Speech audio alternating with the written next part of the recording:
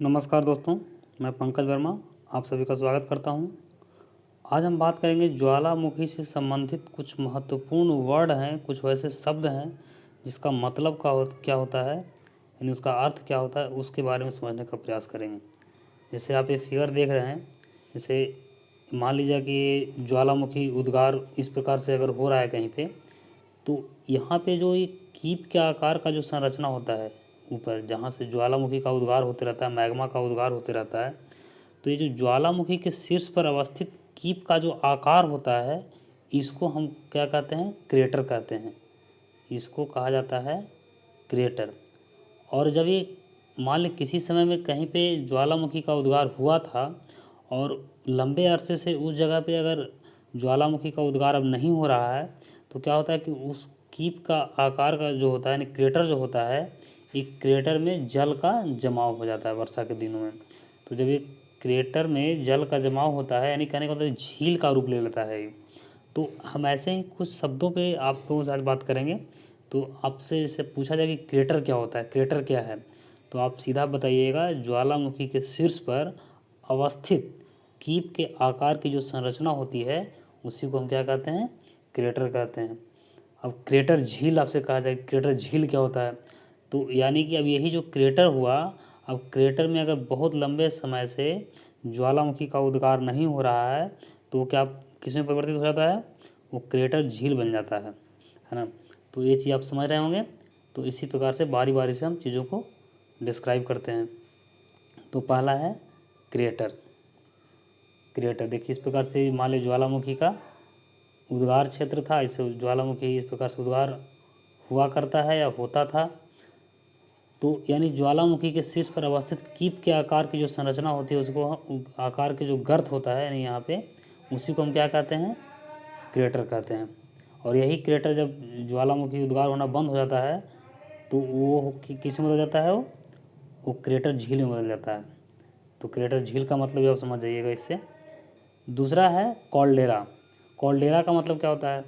तो बस कुछ नहीं, इसी प्रकार का, इसी में अगर मतलब कहने का मतलब क्रेटर का समूह अगर हो जाए, यानी कई सारे क्रेटर मिल करके, है ना, इस प्रकार का एक समूह बना ले और इसमें कई सारे क्रेटर रहें, है ना, जैसे इस प्रकार से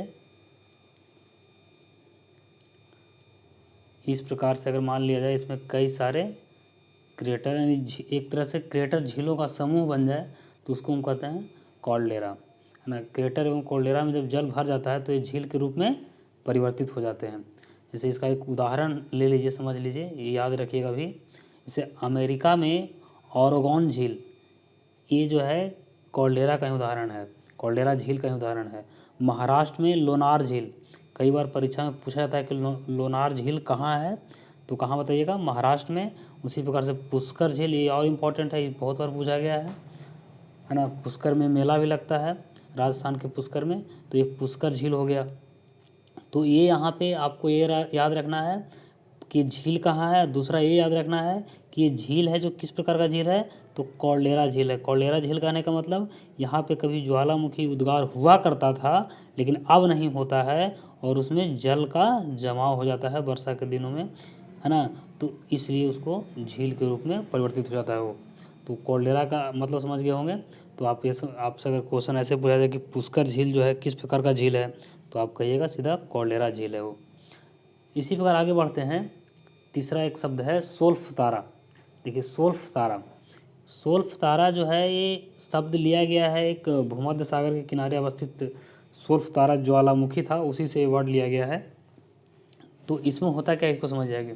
इसको हम गंधकीय धुआंरा भी कहते हैं, या इसमें इतना जानिएगा कि सल्फर का प्रभाव अधिक होता है। जब ज्वालामुखी राख एवं लावा निकालना बंद हो जाता है, जब किसी ज्वालामुखी से राख एवं लावा निकलना बंद हो जाता है, एवं उसके बाद भी बहुत दिनों तक उससे विभिन्न तरह के गैस एवं वाष्प निकलती रहती है। अगर यहाँ पर टेक्निकल वर्ड यही आपको समझना है कि उससे ज्वालामुखी से राख एवं लावा निकालना बंद होने के बावजूद भी उससे अगर गैस एवं वाष्प हमेशा निकलते रहती है, तो उसको हम कहते हैं सोल्फ तारा, है कि नहीं। इसका सबसे बेहतर उदाहरण आपको याद रखना है कटमई ज्वालामुखी, जो अलास्का में पड़ता है ना, अलास्का के समीप है, उसको दूसरा उपनाम कहा जाता है 10,000 धुआरों की घाटी। क्या कहा जाता है? 10,000 धुआरों की घाटी भी उसको कहा जाता है। तो आप ये चीज़ भी समझ गए होंगे कि सोल्फ तारा क्या है। तो सोल्फ तारा में क्या होता है कि ज्वालामुखी से राख और लावा निकलना बंद होने के बावजूद भी गैस एवं वाष्प निकलते रहती है, तो उस चीज़ को हम कहते हैं सोल्फ तारा।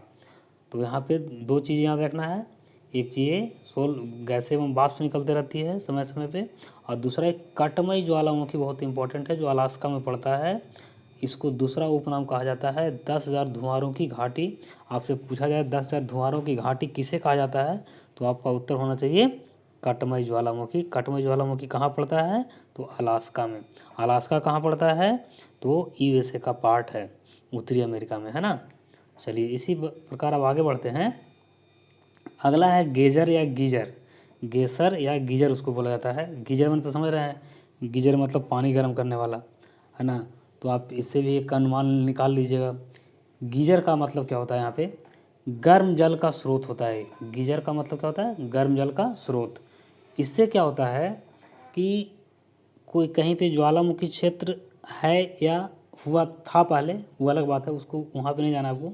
आपको सिर्फ ये यहाँ पे मिलेगा, अगर कहीं पे जो ज्वालामुखी का क्षेत्र है, यानी उधर ज्वालामुखी घटनाएं होती रहती है, उस क्षेत्र में यदि समय समय पर गर्म जल एवं जलवाष्प फव्वारे के रूप में निकलते रहता है, यानी वैसा क्षेत्र जहाँ से लावा और राख का तो उत्सर्जन नहीं होता है, यानी वो बाहर नहीं निकलता है, लेकिन अगर गर्म जल और जलवाष्प फव्वारे के रूप में निकलता रहता है, तो उस चीज़ को, उस क्षेत्र को हम कहते हैं गीजर, है कि नहीं। जैसे इसका मेन उदाहरण याद रखिएगा, तीन संसार के तीन प्रमुख गेसर क्षेत्र हैं या गीजर क्षेत्र हैं।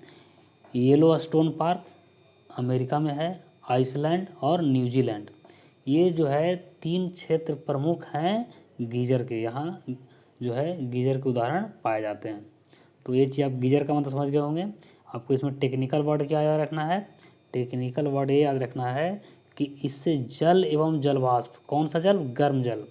गर्म जल एवं जलवाष्प जो है फव्वारे के रूप में निकलता रहता है ना, उसको हम कहते हैं गीजर। अब इसे आगे हम बात करते हैं हॉट स्प्रिंग के बारे में।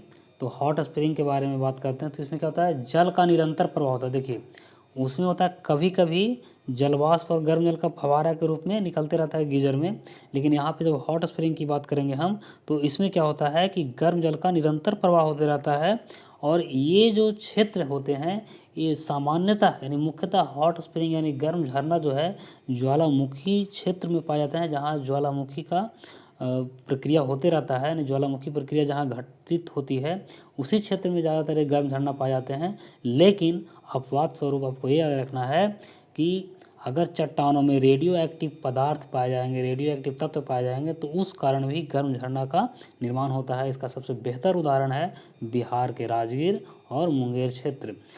बिहार के राजगीर में जो है उसको कुंड के नाम से जानते हैं स्थानीय भाषा में, है ना। राजगीर के कुंड, वहाँ लोग धार्मिक रूप से स्नान उस्नान करते हैं, और ऐसी मान्यता है, मतलब एक धार्मिक दृष्टिकोण से, है ना, तो उसका एक अलग मान्यता है।